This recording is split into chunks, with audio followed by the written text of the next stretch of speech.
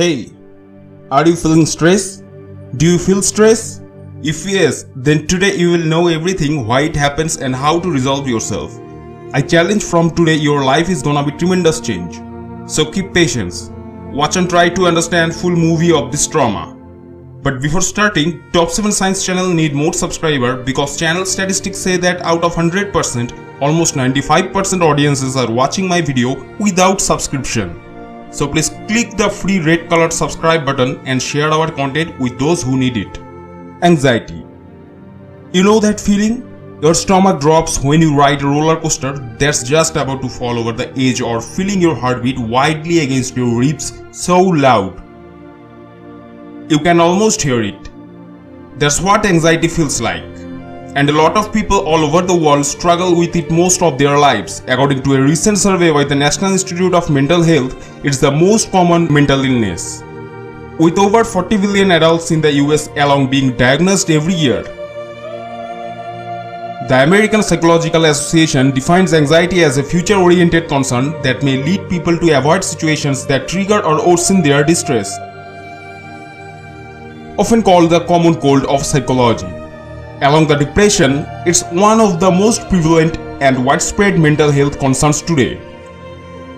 Anxiety is an uncomfortable feeling, to say the least, but we must not let it rent space in our minds. Otherwise, it can end up taking control over everything from your thoughts to your attitudes and behaviors. An important first step in overcoming anxiety is acknowledging it and understanding where it's coming from. So if you have been having a hard time figuring it out yourself, here are 6 of the most common causes of anxiety. 1. Overthinking, also called rumination in psychological terms. This is when you make a big deal out of everything to the point where every experience and interaction you have starts to seem negative. Reading too much into everything from the slightest change in someone's voice to the subtleties of facial expressions. It can be enough to drive anyone mad. Sweating the small stuff and never letting anything go can keep you up at night. Excessively thinking about the small mistake you made years ago. Overthinking can make you worry about the most unimportant details and twist everything in your mind into something much worse than it actually is. 2. Overachieving. While the high of excelling at something can be a wonderful feeling in the end, it's not worth all the anxiety you end up giving yourself in the long run. Overworking yourself and feeling stressed out at all the time leads you to be becoming more susceptible to anxiety and depression. When you strive for unrealistically high goals, you are only setting yourself up for failure and disappointment. You may feel compelled to busy yourself with work or school all the time and feel guilty about relaxing and having fun. You never feel contented with yourself or what you have achieved because there is always some other mountain you think you need to climb. 3. Low self-esteem. In today's day and age, when popularity comes at the price of your privacy, the internet makes it easy for you to feel like you always need to impress everyone. Some people think that their social media presence defines who they are, so the pressure to be accepted and well liked by others has reached an all-time high. This is probably why having a negative self-image has become one of the most common causes of anxiety everywhere. Insecurity is something that all of us struggle with, but failing to overcome it can cost you a great deal of happiness, energy, and peace of mind. Self-doubt can make the prospect of being judged and criticized by those around you absolutely horrifying. However, caring too much about what other people think and letting this fear rule your life is not healthy. 4.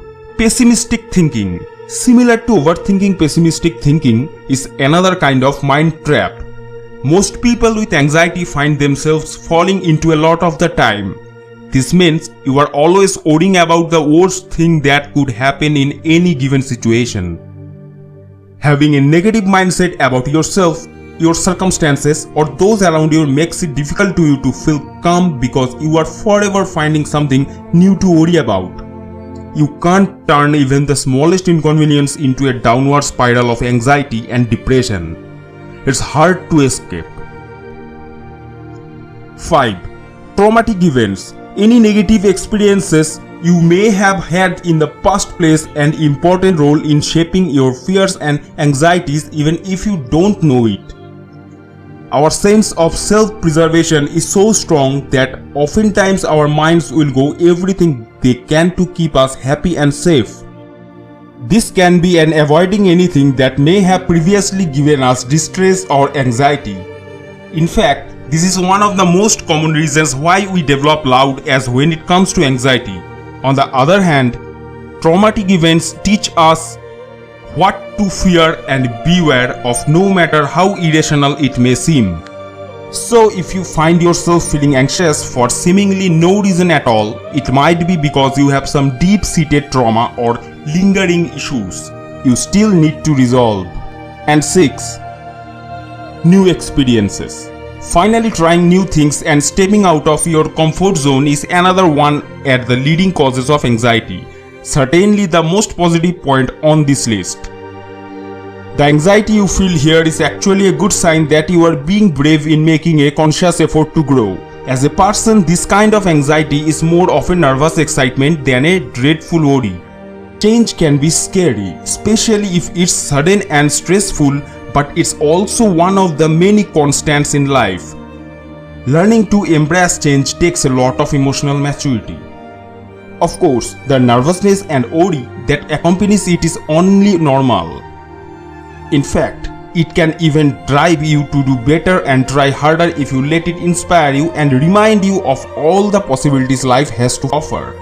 We hope you found this video helpful. Please like and subscribe and keep us alive as always. Now we know the signs of our brain that you should know before the trauma may catch you sudden. What you should do in that minute? It is essential to know how our brain responds to stimuli which trigger an anxiety response so that you are equipped to deal appropriately with anxiety. Let me highlight the key areas of your brain that are involved and then I will explain what happens inside the brain. The thalamus is the central hub for sights and cells. That thalamus breaks down incoming visual cues, signs, shape and color and auditory tunes by volume and dissonance and then signals the cortex. The cortex then gives raw sights and sounds, meaning can they induce to be conscious of what you are seeing and hearing. And I will mention here that the prefrontal cortex invite to turning off the anxiety response. Once the threats, the amygdala is the emotional core of the brain, as primary role is to trigger the tears. Information passed through the mic is associated with then emotional significance. The beta nucleus to the striatal terminals is particularly interesting when we discuss anxiety, while the amygdala sets off an immediate burst of fear. The best perpetuates the T response, causing long-term unease. Typical of anxiety, the locus coeruleus receives signals from the amygdala and initiates the classic anxiety response. Rapid heartbeat, increased blood pressure. The hippocampus is your memory center, storing raw information from the senses along with emotional baggage attached the data by the amygdala. Now we know these keepers. What happens when we are anxious, stressed or fear? Anxiety, stress and of course fear are triggered primarily through your senses. Sight and sound are first processed by the sounds, filtering incoming cues and sent directly to the amygdala or to the cortex. Smell and touch go directly to the amygdala by processing the soleus altogether. This is why smells often evoke very powerful memories and accusers from your incoming senses that are associated with a threat in the amygdala. Whether that threat is real or not, current or not, are immediately processed to trigger the fear response. This is the expressway opened before of you consciously feel the fear. The hypothalamus and pituitary gland cause the adrenal tons to sum out high levels of the stress hormone course. Too much coal dissolves short surface the cells as they are the campus, making it difficult to organize the memory of a trauma or a stressful experience. Memories lose context and become fragment. The body's synthetic nervous system shifted on drive, causing the heart to beat faster, blood pressure to rise in lungs to hyper. Ventaperspiration increases and the skin snarled, ending in causing doze. Your safeties become hyper alert, freezing you momentarily as you drink in every detail. Adrenaline floods to the muscles, preparing you to fight or run away. The brain shifts focus from digestion to focus on the potential dangerous, sometimes causing evacuations the digestive tract through urination, defecation or vomit. Heck, if you are about to be eaten as someone else is in a wide bother digesting your own, only after the fear response has been activated does a conscious mind kicking some sensory information takes a more thoughtful route. From the thalamus to the cortex decides whether the sensory information warrants a fear response or not. If the fear is a genuine threat in space and time, the cortex signals to the amygdala to continue being on alert. Fear is a good, useful response essential to spy. However, anxiety is a fear of something that cannot be located in space and time. Most often it is that indefinable something triggered initially by something real that you said that in itself is not threatened, that it is associated with the fearful and the bed nucleus of the strater. I null perpetuate that fear response. Anxiety is a real fear response for the individual. Feeling anxious and anxiety can be debilitated for the sufferer. Now that you know how anxiety had a lead in your brain, we can pay attention to how we can deliberately use a prefrontal cortex to turn off an inappropriate anxiety response once as rests. So this was a brief description of anxiety which you can save for further in use. For now, may I request you to subscribe? If your answer is yes, then thank you for 1000 times.